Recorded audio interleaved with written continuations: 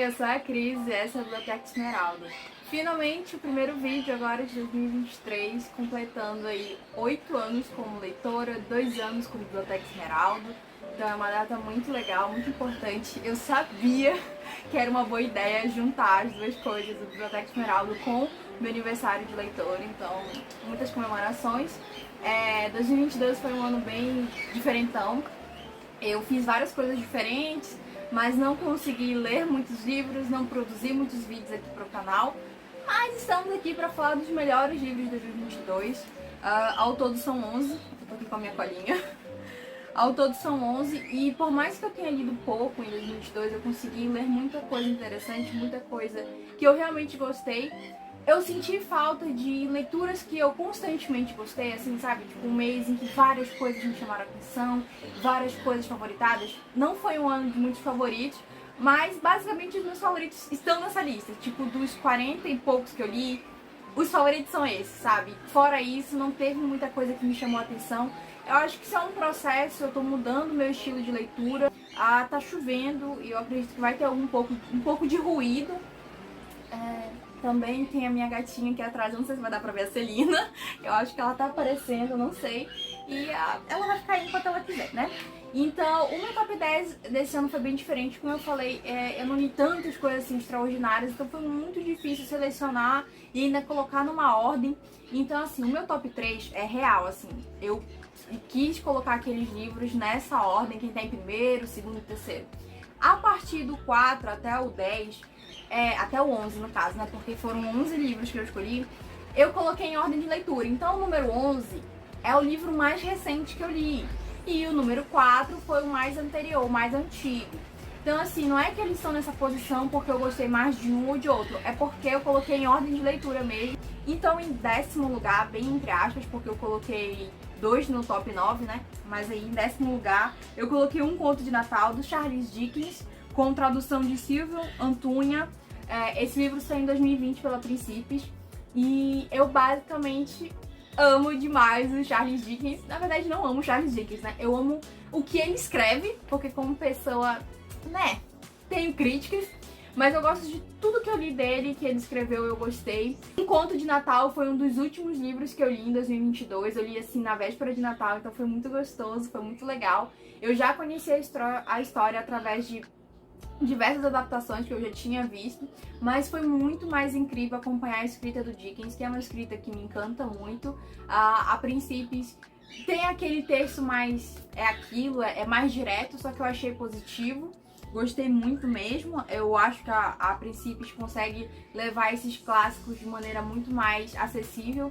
Então assim, não foi minha única experiência com eles esse ano, vocês vão ver mais pra frente mais um livro da editora, mas assim, eu gostei muito e eu li porque o livro tava no Kindle Unlimited. Um Conto de Natal vai falar a história do velho Scrooge, eu não sei se assim se pronuncia o nome dele, que é um homem muito sovina, muito arrogante, que tá ali no Natal, mas ele não liga pra ninguém, ele não gosta de ninguém, ele trata todo mundo mal, ele só pensa em dinheiro e nele mesmo. E aí, na véspera de Natal, 3 fantasmas vão visitá-lo, né? O fantasma do passado, do presente e do futuro. E durante essa noite ele vai passar por diversos momentos da vida dele e que vai fazê-lo mudar, né, as suas atitudes. Então é bem legal, eu gosto muito dessa história. Assim que eu terminei o livro, eu fui assistir a adaptação da Disney, porque assim, esse filme é muito bom. E eu não consegui assistir outras adaptações, mas eu também quero assistir, na verdade rever, porque eu já assisti a versão da Barbie, que é muito legal, e uma versão que saiu pela Netflix também. Para o 9º lugar, eu escolhi 2 livros porque eles fizeram ter sentimentos muito parecidos, que é assim, eu gostei da leitura, mas algumas coisas me incomodaram e não seriam livros que eu releria assim, rapidamente, sabe? Eu acho que eu precisaria de um tempo aí pra poder pegar pra reler, que foi o livro do Travesseiro, essa edição muito bonita.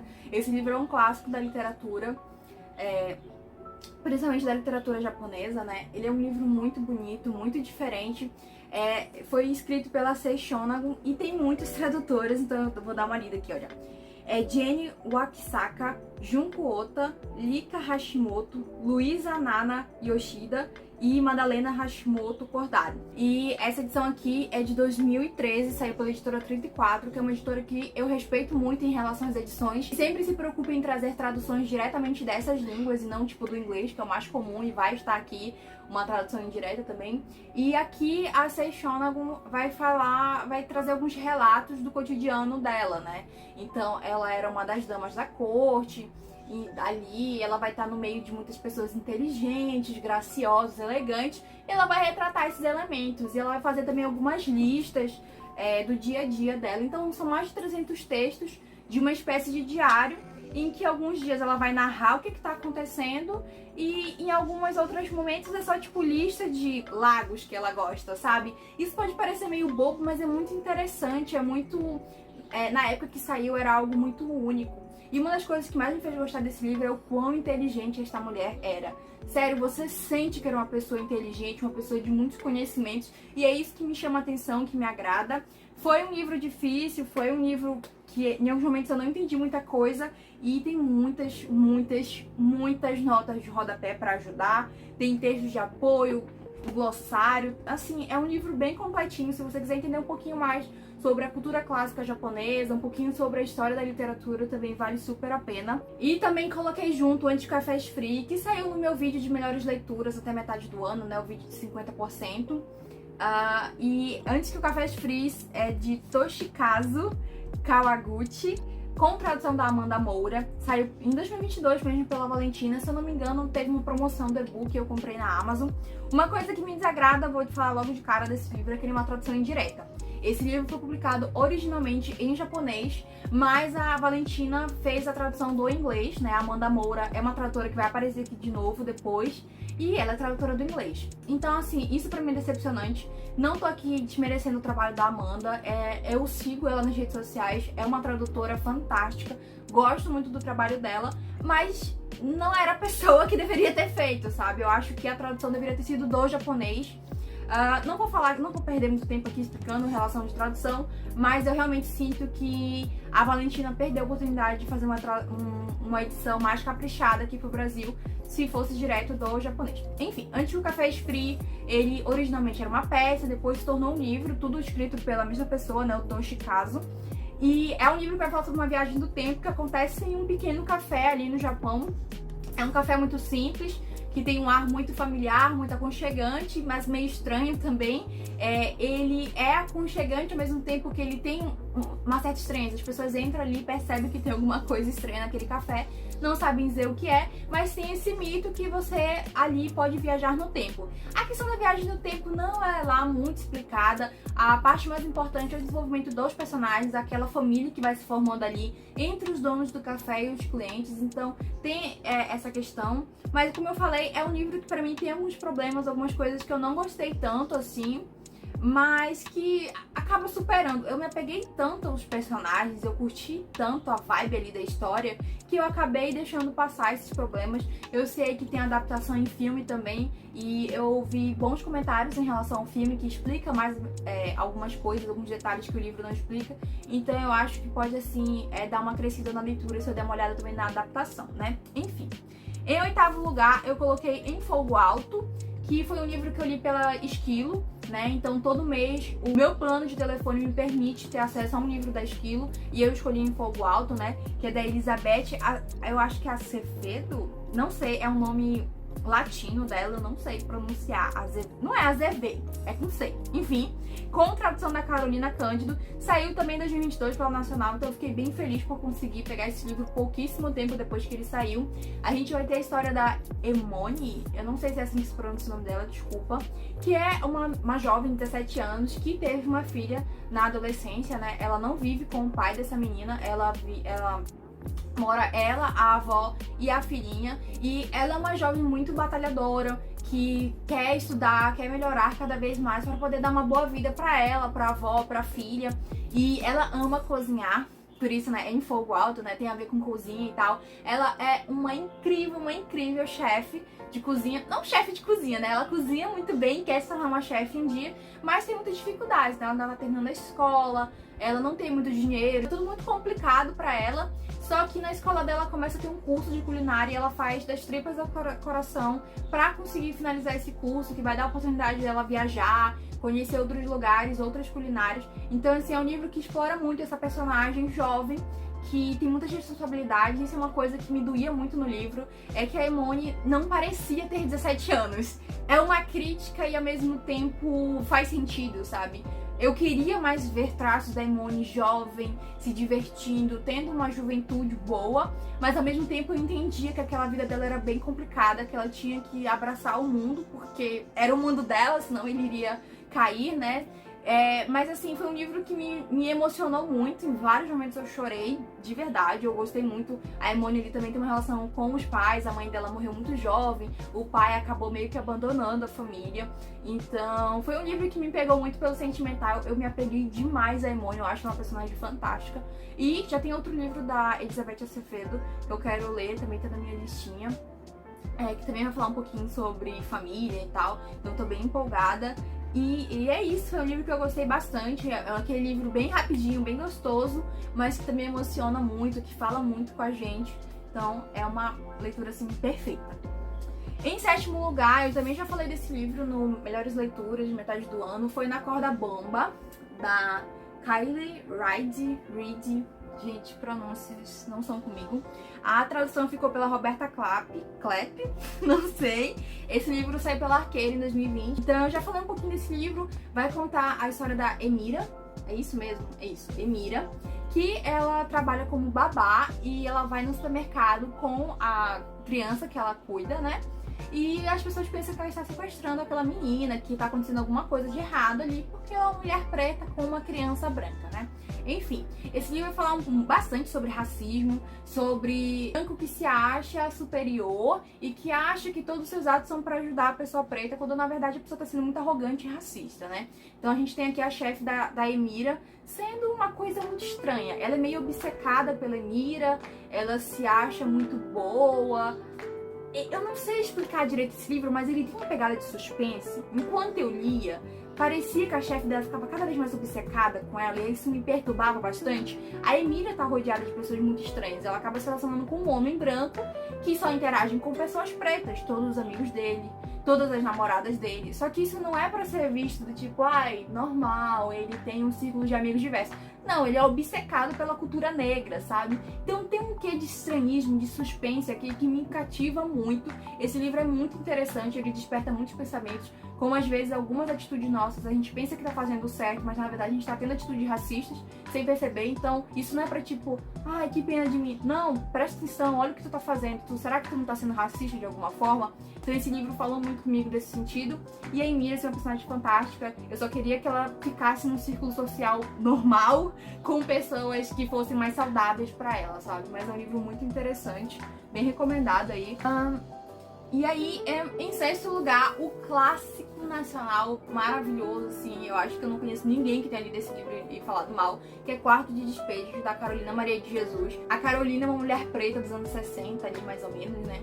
E ela é uma catadora de lixo, que cata lixo pra sobreviver, né? Pra levar comida pros filhos. Se não me engano, ela tem 3 filhos, 2 meninos e uma menina, se não me engano é isso. E ela mora num barraco, tem uma vida difícil na favela, e ela começa a escrever como uma denúncia, sabe? Tipo, ela queria escrever e levar isso pra alguém pra tentar fazer alguma melhoria ali no bairro que ela morava. Mas ela também escrevia porque aquilo ajudava ela a esquecer o dia a dia, sabe? Aquilo amenizava a dor que ela sentia pela pobreza, por não poder comprar coisas melhores para os filhos. Então mostra uma realidade muito difícil, mas o que me cativa nesse livro, eu li ele para uma matéria da faculdade, mas o que me cativou foi a questão da Carolina ser tão apaixonada pela escrita, pelas palavras, sabe? Ela conseguiu encontrar em algum lugar um refúgio, encontrar algo que amenizasse as dificuldades que ela passava. Mas também tem muita crítica social, Infelizmente a Carolina morreu pobre, apagada assim na nossa literatura. Eu vejo como um movimento muito mais recente de entender a Carolina como um clássico, como uma das autoras mais relevantes da nossa literatura, porque realmente foi isso. Ela fez muito sucesso com Quarto de Despejo, lançou outros livros, mas foi caindo ao esquecimento e ela acabou morrendo pobre ainda. Essa mulher deveria ter conquistado prêmios, conquistado o mundo, mas não foi isso que aconteceu. E aí retoma a importância desse texto, né, em relação ao racismo, a crítica social que ela traz aqui também. Então é um livro maravilhoso. Eu tenho essa edição nova aqui, que deixa eu só ver, saiu em 2021 pela Ática. E é uma edição bem caprichada, ele tem alguns textos de apoio, então eu super recomendo. Eu comprei ele bem baratinho. Ele tá um pouquinho mais caro na Amazon, mas super vale a pena. É um livro para você ter sempre na sua mesa de cabeceira, retomar esses textos e refletir sobre o que a Carolina Fara fala aqui.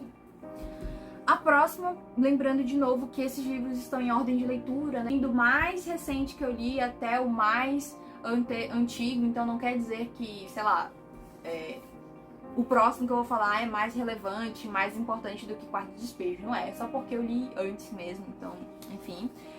Em quinto lugar ficou Garota Traduzida, de Jean Kivok. Ai, gente, eu tenho que lembrar de procurar as pronúncias dos livros. Esse aqui foi com tradução de Paulo Afonso, saiu em 2011 pela Suma. Eu acho que é o livro mais antigo que eu li aqui. Essa edição é muito feia, páginas brancas e tudo mais. Só que esse aqui é um drama muito interessante que me cativou demais, principalmente pela protagonista. Aqui a gente vai acompanhar a Kimberly, que vem com a mãe de Hong Kong. É, isso mesmo. Ela vem com a mãe de Hong Kong para os Estados Unidos para tentar viver o sonho americano, né? Enfim, ela vem buscar uma vida mais digna, que a mãe quer trabalhar, quer poder sustentar a casa tranquilamente, o pai faleceu há muitos anos.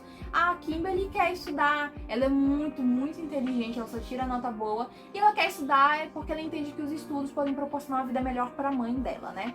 E aí a mãe dela começa a trabalhar numa fábrica de tecidos, e ali é uma exploração muito próxima da escravidão, porque ela trabalha muitas horas e ganha muito pouco, né? Sem nenhum direito, sem férias, sem feriado, sem nada, né? E a Kimberly passa por muitos problemas na escola, como bullying, uma segregação, preconceito em relação a ela ser uma menina amarela, né? E a gente vai acompanhar desde ela muito novinha até a vida adulta. Apesar de ser um livro curtinho, né, a gente pega praticamente toda a vida dela e como vai ser a Kimberly passando por muitas dificuldades, muitas escolhas, assim como a Emone, ela tem muitas responsabilidades nas costas, sabe? Então ela abre mão da juventude dela, do grande amor da vida dela, para poder estudar e cuidar da mãe. Então foi um livro que me tirou muitas lágrimas, demais. Eu só queria que a Kimberly tivesse uma infância normal e tivesse uma vida tranquila, mas não é isso que acontece. A realidade é um pouquinho diferente, um pouco mais difícil, né? Em quarto lugar, foi A Jornada de um Escravo Fugitivo, que eu também li pelo Kindle. Se eu não me engano, a editora deixou disponível no ano anterior, né, em 2021, gratuito por um período, foi uma coisa assim. Essa edição que eu li é do Frederick Douglass, né, primeiro falar o nome do autor, né, o Frederick Douglass, com tradução da Karine Ribeiro, que é uma tradutora barra autora, se eu não me engano, que eu já conheço. Essa versão de 2020 da Wish. Esse livro é uma autobiografia, né? O Frederick Douglass, ele vai escrever a própria história, desde um menino escravizado, tá? E aí a gente vai acompanhar toda a vida dele, até ele alcançar a liberdade. E aí ele começar a lutar pelos direitos das pessoas negras, né? Nos Estados Unidos, enfim, a história é real, né? Então tem muita força, mas eu gosto muito de acompanhar essa trajetória dele, ele finalmente tendo uma vida, ele finalmente podendo ser ele mesmo, né? Sem uma criança ali trabalhando dia e noite. Ele passa por muita dificuldade, muito preconceito, porque hoje pessoas pretas já passam por preconceito, naquela época era absurdo. E eu também gosto de muitas frases que ele escreve. Eu até postei um vídeo no Instagram com alguns dos meus trechos favoritos, que realmente foi um livro que ficou na minha mente, sabe? Eu ficava relembrando as frases, ficava tipo pensando naquilo. E o Frederick Douglass, para além da história dele, que é muito tocante, né? O fato dele ser escravizado e ter alcançado a liberdade, mas a maneira como ele escreve sobre si mesmo faz você ter muita empatia por ele, não só pela questão de ser escravizado, mas por quem ele é, sabe? Então foi um livro que eu me apeguei muito ao protagonista, e isso é um ponto importante pra mim. Eu preciso me apegar aos personagens pra poder fazer aquilo funcionar. E o Frederick Douglass, você percebe que ele é uma pessoa muito inteligente, muito cativante, e depois ele vai falando de si mesmo, ele fala com muita humildade, sabe? Parece que ele não percebe o quão incrível ele era e o quão importante foi a vida dele para a história das pessoas pretas, né? Para a liberdade, para a posterior liberdade delas, enfim. E já estamos no nosso top 3, então todos esses outros livros que eu falei foi por ordem de leitura. Pra mim todos esses livros são incríveis da sua própria forma. Mas esse top 3 eu fiz especialmente, eu pensei assim, não, esse vai ficar em cada posição. Em terceiro lugar eu coloquei Ostra Feliz Não Faz Pérola, do Rubem Alves, que eu li em dezembro também. Esse livro, a edição é de 2021 da editora Paida? Não, Paidos. Eu vou colocar o nome aqui porque nem eu tô entendendo a minha letra direito. Mas enfim, é um livro de contos, crônicas do Rubem Alves, que é um autor nacional. E assim, eu gostei de vários dos trechos do livro, né? São textos curtos, mas eu não gostei de tudo. Então assim, ficou comigo por muito tempo, né? Durante a leitura eu ficava pensando e eu precisava parar às vezes pra pensar nos textos dele, porque eu ficava assim, será que eu concordo com isso? Será que isso faz sentido? Então foi um livro que pediu muito de mim, mas ao mesmo tempo que eu me incomodei com algumas coisas, quando chegou no final do livro eu fiquei assim estática. Eu chorei quando eu descobri como o autor morreu, né? Me pegou demais, porque eu não tinha percebido até eu terminar o livro quão apegada eu estava com o Rubem Alves. Porque os textos dele são todos em primeira pessoa, tipo, ele mesmo ali narrando e tal. Ele se colocando ali situações do seu dia a dia. Quase uma biografia, só que tipo, não, né? Ele não tá narrando a própria vida, mas vários momentos da vida dele. Então foi muito estranho, porque eu tava muito conectada com a vida dele, sabe? E eu queria saber mais, eu queria ler uma biografia bem explicada, com vários detalhes da vida dele, porque eu realmente me apeguei demais. É um livro pra você ficar refletindo, pra você curtir ali. Em alguns momentos parecia ter uma pegada meio de autoajuda, mas não de um jeito ruim. É um livro que conversa muito comigo, eu não sei explicar. Acho que só você lendo e tentando ver o que aquilo ali faz sentido pra você ou não, sabe? É um livro que conversa muito com a gente, dependendo do que você quer, do que você gosta, enfim. E em segundo lugar, a gente tem Jane Eyre, da Charlotte Brontë, só que eu não li nessa edição. A edição que eu li foi com a tradução da Heloísa Seixas, de 2021, que saiu pela José Olímpio. Mas como eu já tenho esta edição aqui, eu vou trazer pra ilustrar. Também já falei de Jane Eyre, tá? Ela ficou em segundo lugar também na minha lista de melhores de metade do ano ali. Foi um dos primeiros livros que eu li em 2022. Quero reler agora nessa edição em 2023, então assim, tô bem animada. Versãozinha capa dura aqui. E vai contar a história da Jane, né? Ela tem uma infância muito difícil, morando com uma tia adotiva, assim, que a mulher é detestável, tratava a menina super mal, uma família super difícil. E aí jogam ela por uma espécie de internato, que também não foi muito agradável. E aí ela chega na vida adulta e vai ficar numa casa como cuidadora, né, de uma menina. Uma espécie de babá, barra governante, uma pegada meio assim, né? E a Jane é uma mulher muito inteligente, ela tinha a chance de, assim, se fosse em outros tempos, a Jane conquistaria o mundo, sabe? Ela era muito inteligente, ela tinha muito conhecimento, ela era uma mulher muito culta, mas naquela época, sem uma família de apoio, sem uma boa estrutura, o que tinha pra ela era ser babá, né? De toda forma, ela vai pra uma casa de um cara super esquisito, bem estranho, eu nem lembro o nome desse bicho. Mas enfim, né? A gente tem um romance aqui meio complicado, ele é um homem bem mais velho. Ele trata a Jane meio mal no começo. Ele é cheio de joguinhos e subterfúgios pra cima dela, mas eles acabam se apaixonando, né? E daí vai desencadear várias coisas. O livro não é necessariamente sobre o romance desses dois, mas muito sobre a jornada da Jane. É uma biografia da Jane, sabe? Então, é um livro muito inteligente, muito interessante. A Charlotte publicou com um pseudônimo. Já falei sobre esse livro várias vezes. Tem até um vídeo, eu tinha esquecido, mas tem um vídeo falando só de Jane Eyre. Então, assim, eu vou deixar aqui na descrição e nos cards. Então, enfim, mas é uma história que super vale a pena. E acabou abrindo os meus olhos para a literatura vitoriana. Acabei me interessando demais, querendo ler cada vez mais coisas. E resultou também na leitura de um livro que eu tinha muito tempo em casa. E fiquei postergando a leitura porque eu achei que eu não ia gostar. Mas eu finalmente li e tá aqui.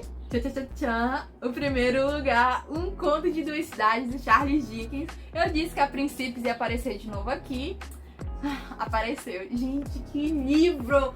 Que livro maravilhoso. Quem não sabia que esse livro estava em primeiro lugar é porque realmente não acompanha o canal, não me acompanha nas redes sociais. Eu já convido aí, ó. Todos os links estão na descrição. Gente, que livro maravilhoso. Esse livro, assim, ele não ficou na minha mente. Ele perfurou a minha mente e fez morada lá. E foi isso, sabe? Vamos falar um pouquinho dos detalhes dessa edição, né? Então, foi com a tradução da Amanda Moura, tá? A mesma tradutora de Antes Cafés Free. E foi lançado em 2020 pela Princípio. Essa edição bem basiquinha, tá? E ficou parado na estante porque eu achei que eu não ia conseguir entender. Essa coisa de clássico vitoriano me assustou bastante. Mas aí depois que eu li Jane Eyre, eu falei, não, eu acho que eu consigo sim ler esses clássicos. E aí a coisa foi fluindo. E Um Conto de Duas Cidades tem vídeo também aqui no canal. Gente, eu chorei tanto com esse livro. Eu ri, eu fiquei com raiva, eu chorei. Eu fiquei assim, depois que terminou eu passei por todos os estágios do luto. Tem vídeo no Instagram também falando desse livro. Ai, gente, foi um negócio, sabe? 2022 foi todo de Um Conto de Duas Cidades, porque nada, assim, eu li muita coisa bacana. Vocês viram, essa lista tá incrível, 11 livros, ó, maravilhosos. Mas esse aqui conversou tanto comigo, não sei, ficou entranhado em mim. E vai falar um pouquinho sobre... vai acompanhar o núcleo ali de personagens antes, durante e pós a Revolução Francesa. Então é um romance histórico que vai se basear nesse fato histórico, mas aí é todo ficcional, né? O Dickens é um dos maiores nomes da literatura inglesa. Pra mim, o maior nome da literatura vitoriana, mas aí, né, cada um pode discordar do jeito que quiser. Mas, gente, esse livro é extraordinário. Esse é outro que eu quero reler, mas quando eu tiver outra edição mais caprichadinha, algum texto de apoio, alguma coisa assim. Então foi isso, gente, essas foram as minhas 11 melhores leituras de 2022.